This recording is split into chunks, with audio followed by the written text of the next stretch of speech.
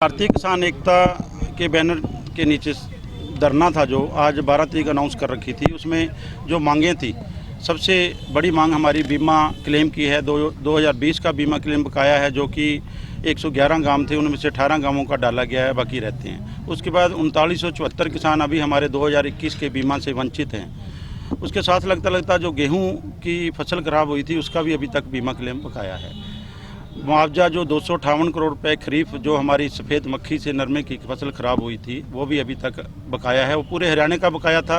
अब आदमपुर में उपचुनाव है, तो हमें पता चला है कि आदमपुर तहसील और बालसमंद तहसील का जो मुआवजा खरीफ 2020 का वो जारी कर दिया गया है। उसके साथ साथ जो नशे की समस्या, भ्रष्टाचार की समस्या, अब हमारे मुख्य रूप से जो बिजाई का समय है, DAP की कमी, यूरिया की कमी, उसके साथ साथ जो हमारे खेतों में अभी बिजली की तारें हैं, कई जगह पे गांव में भी बिजली की तारें घरों के ऊपर से जा रही है। हम सारी समस्या लेके आज DC साहब के माध्यम से सभी विभागों को बुला रखा था। एक राज्य स्तरीय जो अधिकारी है बीमा कंपनी का, वो भी आज हमने पहले इंटीमेशन दिया था, वो भी बुलाया हुआ है, पता नहीं आया कि नहीं आया।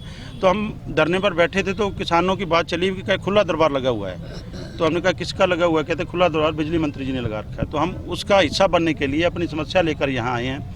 तो ये हमारे को पता चला भी दरबार तो खुला है, लेकिन गेट बंद है। कि सामने आप देख सकते हो भी खुले दरबार में किसानों की आप समस्या लेके हम आए हैं, तो उसके गेट बंद करके पुलिस को लगा दिया। अब आप चौथा स्तंभ हो इस समाज का, तो आप ये बताना भी दरबार खुला है कि बंद है।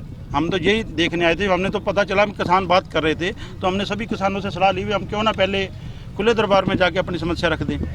भी वहाँ समस्या रखने के लिए आए हैं, लेकिन हमारे को आगे पुलिस के जवान खड़े करके गेट को बंद करके इस दरबार को बंद कर दिया है, और हमारी फरियाद नहीं सुनी जा रही है। इसके लिए अब आगे की जो भी हमारे किसान साथी जो मिलकर रणनीति बनाएंगे, उसके आगे की हम जो कार्रवाई करनी है, जो धरना पक्का लगाना है। जहाँ नज़दीक में डिप्टी CM साहब भी हैं, जो रोजाना, अब पंचायत के इलेक्शन है तो बहुत सारे गाँव में घूम रहे हैं, बहुत सारे वादे कर रहे हैं, लेकिन पता नहीं राजनीति इतनी गंदली हो चुकी है। वे रात को सोते तो किस पार्टी में, सुबह उठते हैं तो दूसरी पार्टी में होते हैं, उनका कुछ पता नहीं है। लेकिन हमारी मांगें, हमारी भारतीय किसान एकता BK जो संयुक्त किसान मोर्चा गैर राजनीति का एक अंग है, हम बिल्कुल राजनीति से हट के अपनी समस्या लेकर अपनी यहाँ पहुँचे हैं। अभी अधिकारियों से बात हुई, क्या उन्होंने क्या कुछ कहा, कोई आश्वासन दिया, मिलाएंगे नहीं? हम तो अधिकारियों से मिले नहीं, हम तो सीधा मंत्री से मिलने आए थे। हम तो पूछा ही नहीं किसी से, हम तो सीधे उठ के। अभी आपको रोका गया तो कुछ बात हुई होगी, कोई पुलिस प्रशासन? अभी आश्वासन ही तो मिल रहा है। 378 दिन दिल्ली के बॉर्डरों पर बैठे हैं, वहाँ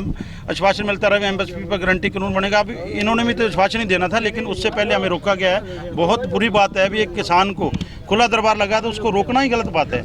हम कोई पाकिस्तान से या बांग्लादेश से या चाइना से अटैक करने के लिए थोड़ा आए हैं। हम इस किसान हैं, हम फसल उगाने वाले किसान हैं, तो हमारे को ऐसे बैरियर लगा के गेट बंद करके खुले दरबार से रोकना, ये एक बहुत गलत बात है। क्या करता है, अगर प्रशासन नहीं बताएगा तो हम तो आंदोलनकारी आंदोलन करेंगे। हम कोई धक्का तो कर नहीं सकते, क्योंकि सरकार है, इसके पास पावर है, इनके पास लठ है, हमारे पास सिर है खाने के लिए लठ।